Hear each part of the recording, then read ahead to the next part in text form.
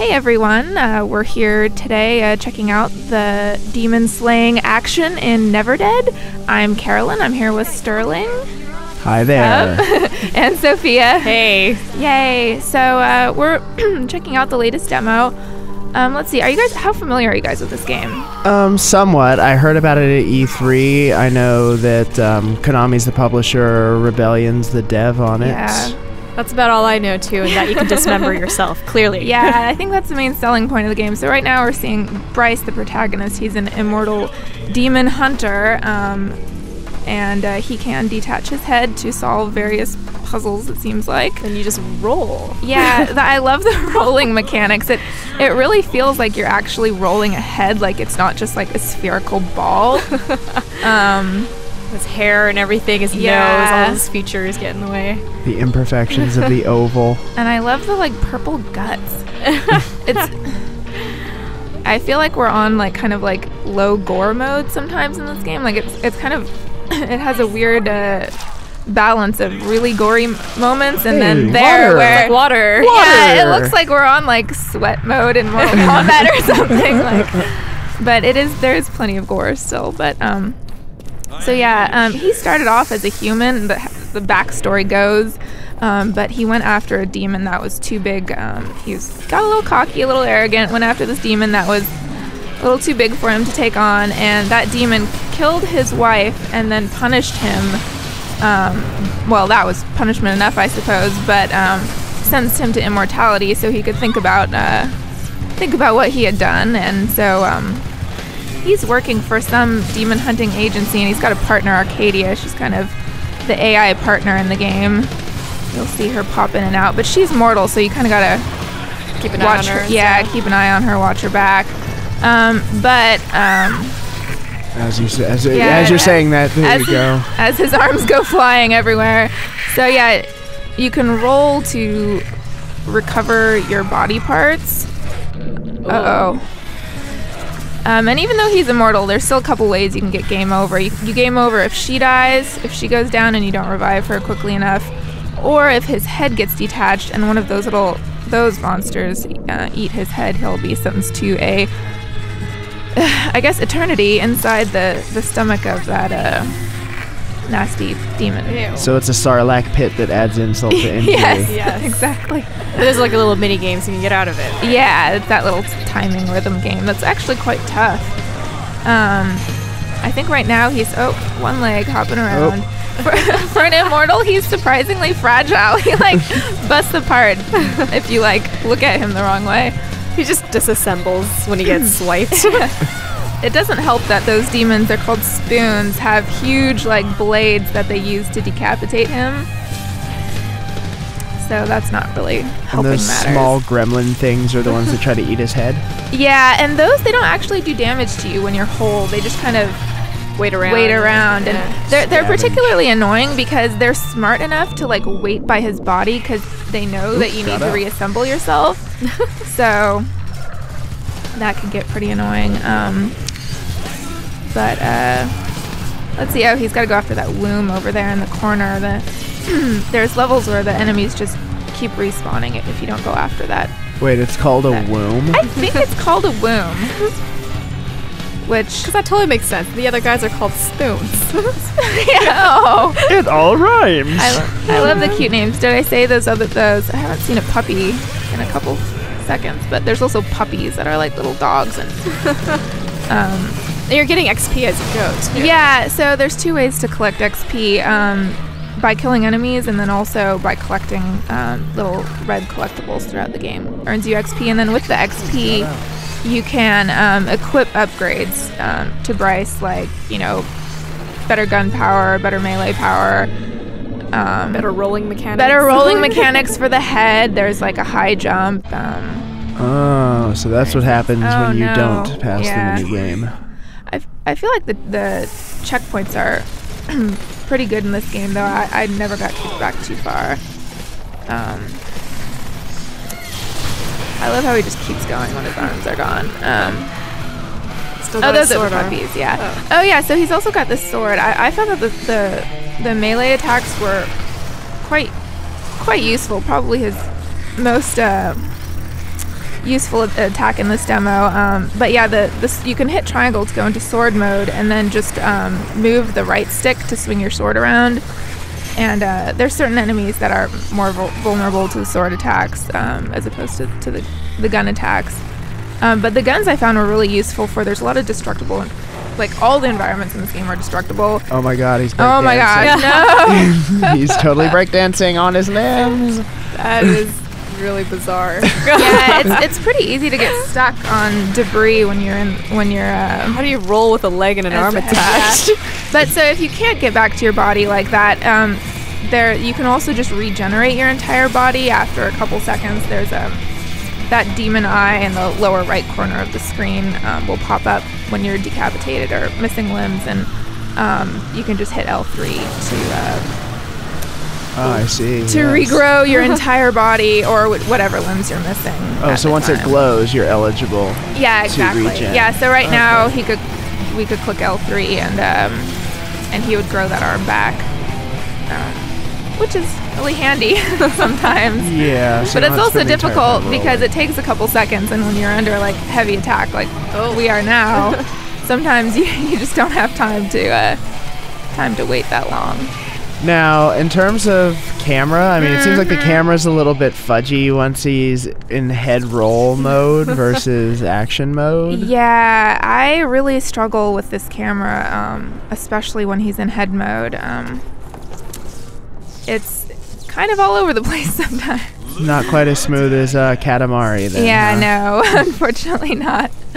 I don't really want to know what his head would pick up if he were gross. Lit balls.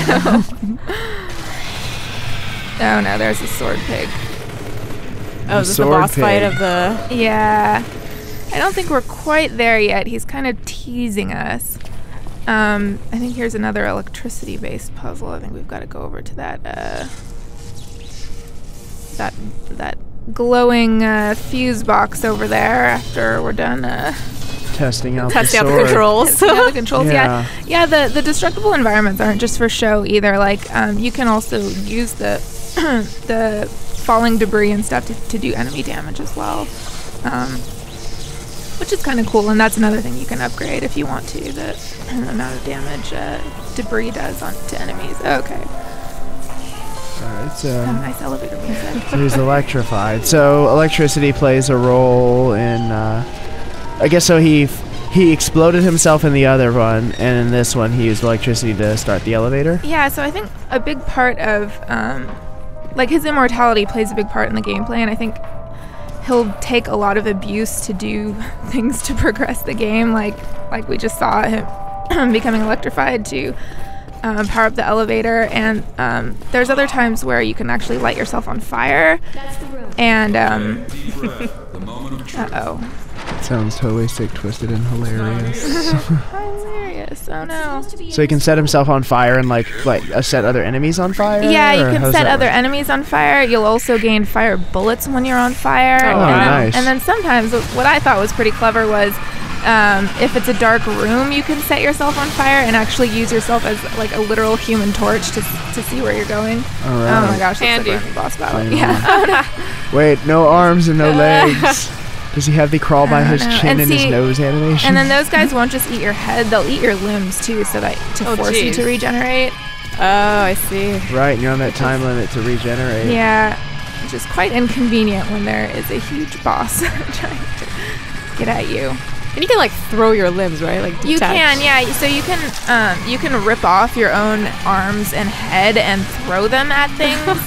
And then there's also a power up where you can use your arms as grenades, which is really handy when you're against those puppies we saw earlier. They do act like dogs, and you can actually throw your arm and have the puppy chase it and then detonate the arm while it's in the puppy's mouth, which is pretty brutal. I feel kind of bad because I'm like, oh, doggy.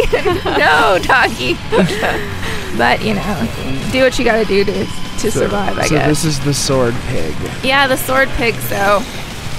Seems like he has a glowing weak spot. It's like cartwheeling with one leg. Yeah, you have to do the combat roll to... That's a skill they don't teach at the Demon Hunting Academy. Yeah. that looks brutal.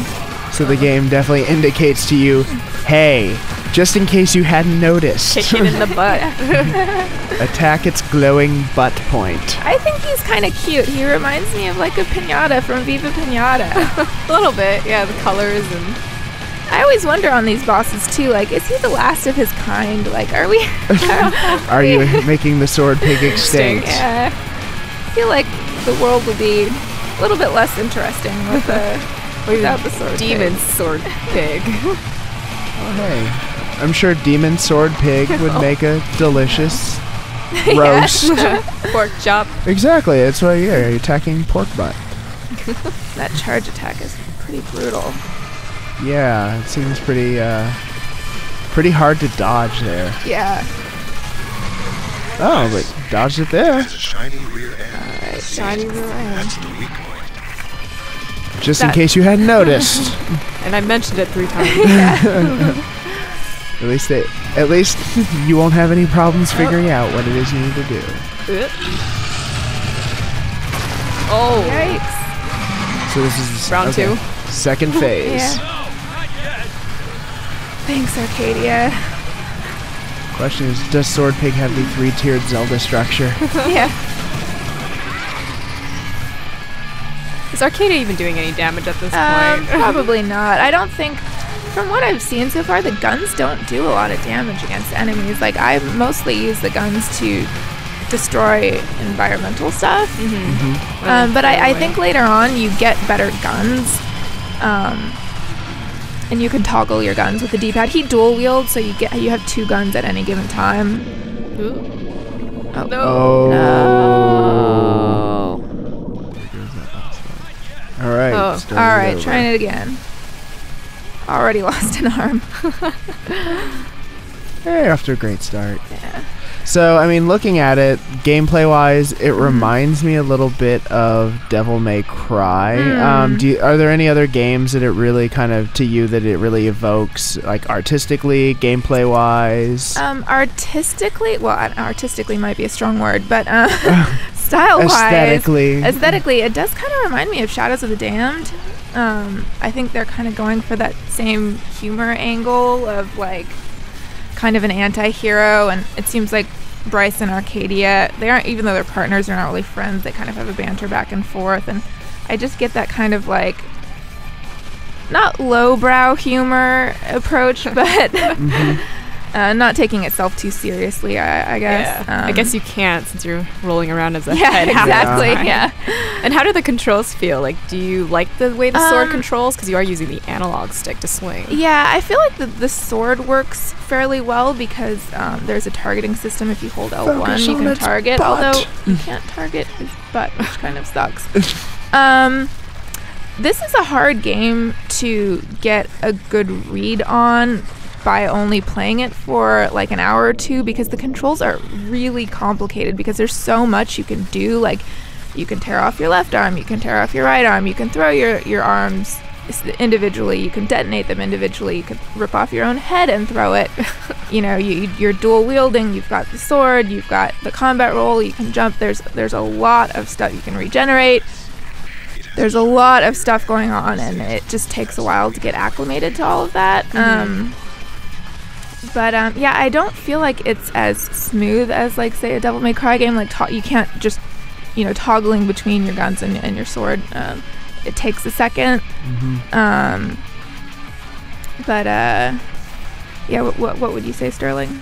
I mean, just my gauge of it has that feel, like, in terms of just kind of that high pace switch between your sword play, your gun play, but it doesn't necessarily seem as smooth as like either DMC or a Bayonetta, but it seems like that's what they're kind of trying to evoke with it, with its own twist.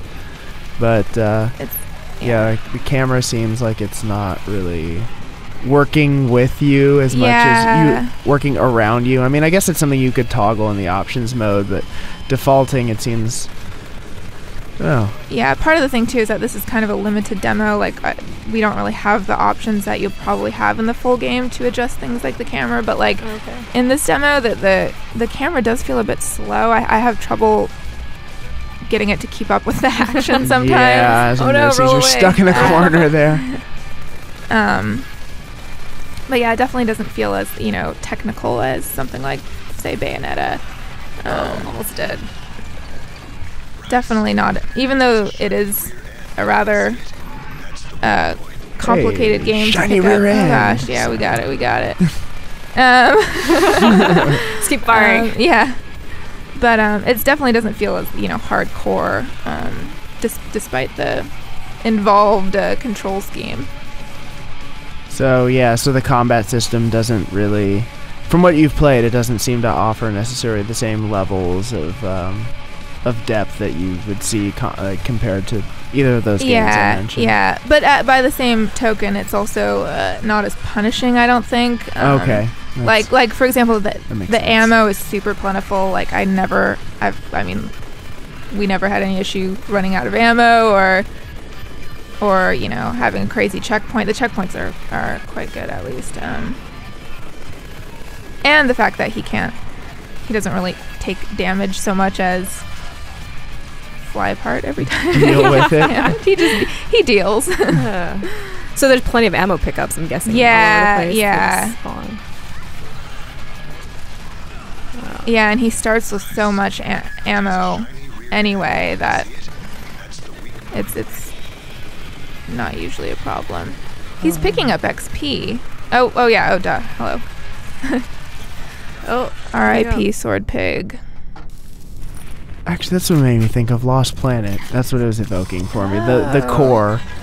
That's The thing has a interesting. Lost Planet butt. Yeah, he does. No, wait. Who's this guy? Stylish. Oh. Wait. So it's like Ryu Hayabusa with fabulous hair. What's up, Alex? So, where's your new partner? Tough break. He was hit by a stray knife I threw. Purely unintentional, you know. You killed another partner? Accidents happen. No big deal, right? Isn't that the third one? Well, I've always He kills his partner, he has terrible hair, he's red. Something tells me you'll be facing him towards the end of the game. Just call it a feeling. Seems sinister. Yeah. Well, he's an immortal too. So, by the way, do you know you're bleeding? Yeah, I got nicked in the Okay, that's hardly bleeding. Not Should really. have worn pants though. Sweater dress. Going anywhere near my wound. How's your hair stay Come so? on, this Yeah. is a miracle cure, baby. So this is what you were talking about the kind of that banter between the two of them. Yeah. Heading home. Hey, what about my payment? I'm off the clock now, pal. We'll talk about it next time you're at HQ. Oh snap. Kind of a jerk. Alright. Yay, So that was a so- demo. Yeah, so NeverDead comes out January 31st. We just got official word on that for 360 and PS3. So yeah, look for the full review on GamesRadar.com.